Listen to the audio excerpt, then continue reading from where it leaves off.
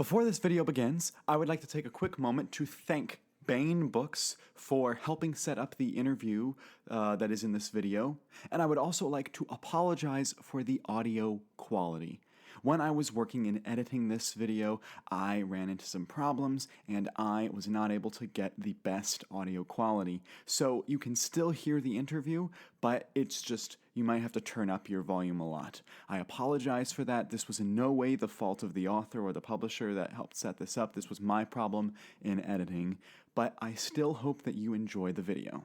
Hello, and welcome to my channel. My name is Jonathan Cohn, and today I am pleased to be here with Mr. Timothy Zahn. So thank you for being here, sir. Well, thanks for inviting me. So the first question I have is about your new novels coming out from Bain about the Icarus series. Yes. This is a series that you started back in the 90s with the Icarus Hunt, Yes. and then recently started up with the Icarus Plot, and you have several more sequels coming. Can you Yes. talk about why you decided to write in this universe again, and what it's been like returning to Bain?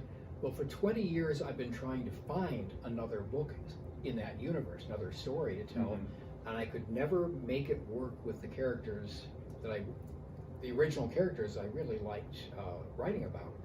So COVID hit, all the conventions closed down, I had time to do an extra book. Yeah.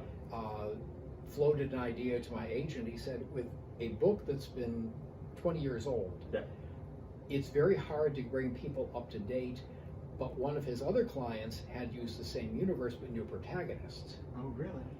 So I took that advice, came up with Rourke and Celine, was able to bring back some of the original characters, but suddenly with the new protagonists, there are a whole bunch of more stories I can do. And so that opened the floodgates. We've got Icarus Plot, next is Icarus Twin, then Job, Changeling, Needle, and Coda will be the last one. I didn't know those other titles. Yeah, I'm working the second to last one. I'm ready to start doing my final edit before sending it in. Oh, wow. And then I've got the last one more or less mostly outlined. So this has just kind of flowed out. That's pretty unusual for me, but it worked very well. That's a lot of books to have. The fact that book 3 in the series, Twin, isn't even out yet, and you're already going almost to the 6th one. That's incredible. So because the original publisher of Icarus Hunt was Bantam, and I offered them the next book, they weren't interested. Tony wanted it for Bain. So what we're doing now is we're calling starting with Icarus Plot, that's the Icarus Saga, and the Icarus Hunt is a prequel. The prequel. Okay, that's why they mentioned it as a prequel. That makes sense now. Okay, that's actually clever. Does work as a prequel. It does, because you're using different characters. Yes. Oh, that's so clever. My next question is about your novel, Mantas Gift. This is my personal favorite science fiction novel. I thought that the whole idea of a person going into the manta was really interesting, and it reminded me of the movie that came afterwards, which was the Avatar movie. I noticed some striking similarities to them. Did you notice them when you watched that movie? Didn't see the movie, but yeah, I noticed the premise is going to be very similar. Obviously, I'm not the first one to have done this either. Mostly what I was interested in with Mantas Gift was the world building. Because it's in the fish in the ocean, water is basically incompressible, so they can move around pretty easily. With an atmosphere, a gaseous atmosphere, you're going to have the older, larger Kanska having their natural buoyancy level lower in the atmosphere. So you have a literally tiered society with the young ones, birthing mothers near the top, and then further on down to where the leadership is, older leadership, with some mixing. But the idea of doing that and then now work out the ecology of the whole thing. The Kanska have a reason, ulterior motive for wanting a human to be born in one of their bodies. The humans have an ulterior motive in letting this happen. So our hero, aside from learning all about this culture and society and trying to fit in, is in the middle of a quiet political battle that he doesn't even know is happening. And then he starts getting involved, and it becomes personal for him. Yes. I love that. My next question has to do with the Conquerors trilogy. Yep. This was I thought, very unique idea because you go from the main characters, the Kavanaughs, and then all of a sudden you jump in book 2, and it's entirely in this alien perspective, and then book 3 is kind of both. What was the decision making to write an entire book from the aliens' perspective? Because we don't often see it that way, and I wanted the idea was this is the threat against humanity. Okay, now go to the and the humanity is the threat against them. Yeah. And because of the different points of view, the reader learns or figures out faster than the characters that, okay, both sides left this battle thinking the other side has started it, and they're both right. Yep. And I was talking about this with my family. I think my son was the one who suggested the third book is from the weapons point of view. And so that's why it's got the mechanical AI as part of the point of view character. But yes, by the time the second book is done, the reader should be going out of their minds, stop and pay attention, and it's not what you think it is to both sides. Yes, that is exactly the feeling I had. But I had the moment of, you can do this? I had never read a science fiction series where you would switch perspective to the aliens. I thought that was just, I'd never heard of that before. It worked very well. I mean, it did. It was the first time I'd done it, but yeah, it seemed to come.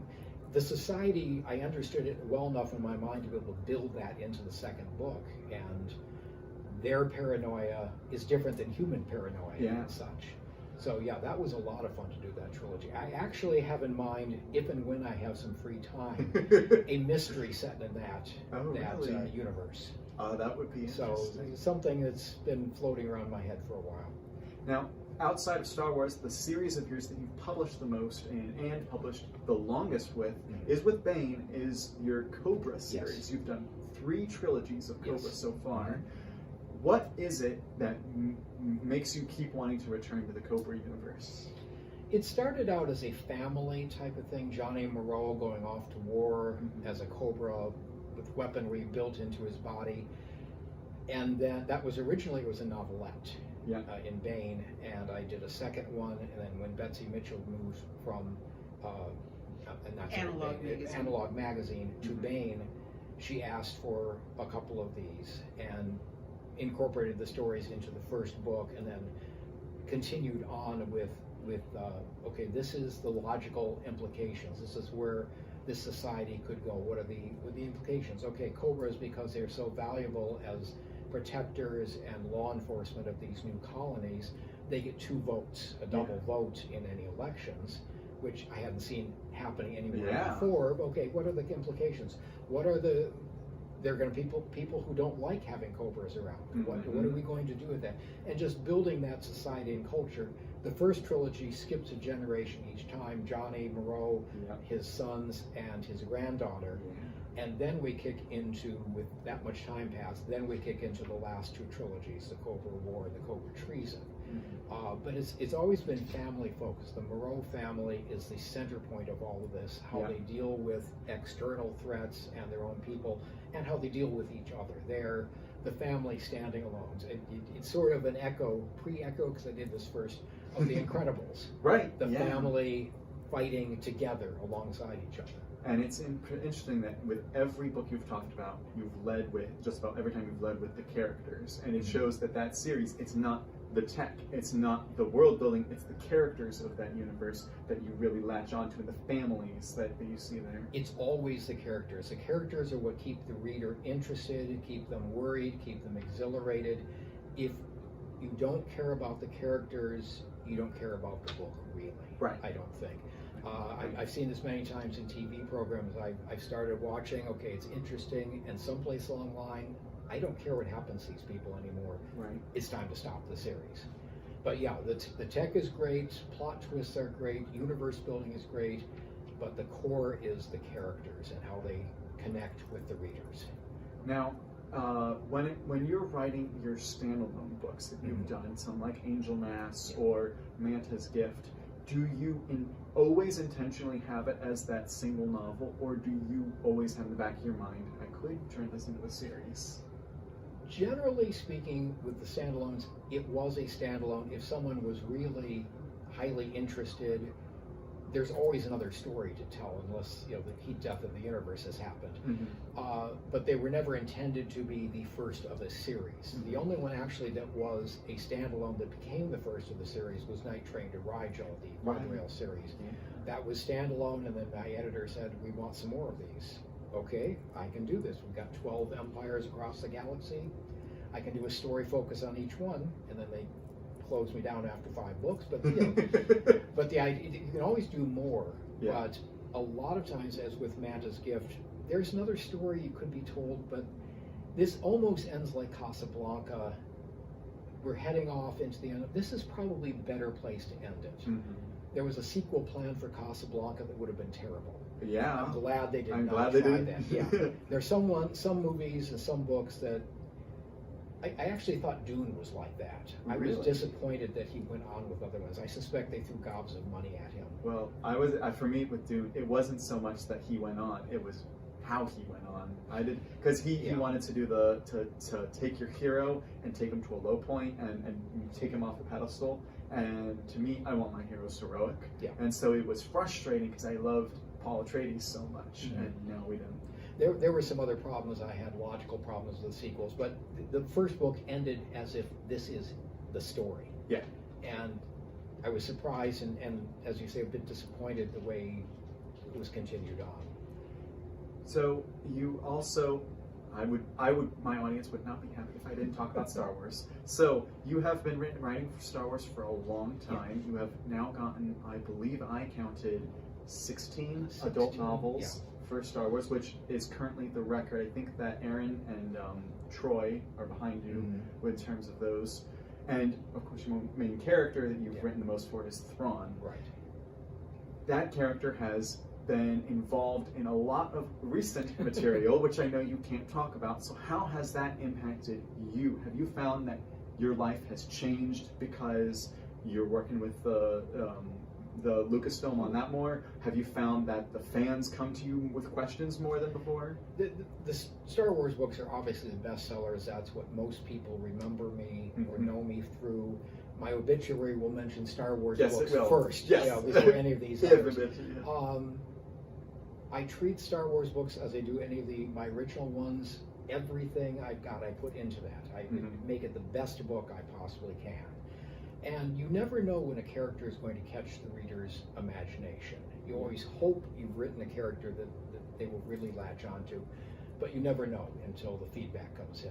So I always hoped Thrawn and Mara Jade and Talon Karrde would grab the readers. They did, I mean, beyond any of my expectations.